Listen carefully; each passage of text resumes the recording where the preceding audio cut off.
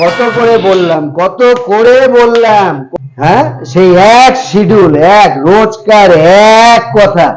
ঘুম থেকে ওঠো, ম্যাডামের ব্রাশ রেডি করে দাও, তারপরে চা বানিয়ে নিয়ে আসো, তারপরে চা হয়ে গেল তো বাসন ধুয়ে দাও, তারপরে বাজার দোকান করে আনো, তারপরে আবার কোনো সময় ঘরে থাকলে তার ভাতের মার গেলে দাও, দুপুরে খাবারের বাসন ধুয়ে দাও, তারপরে কত কি, কত কথা, জায়গা মুছে দাও। আরে এইভাবে চলে? মানুষের বিয়ে করে নিয়ে এসছে বউ, তার তো কোনো দায়িত্ব আছে? এই কথাগুলো আমার বন্ধুকে আমি বারবার করে বুঝালাম, এরকম ফিলিংস আনিস না, এগুলো ভালো না।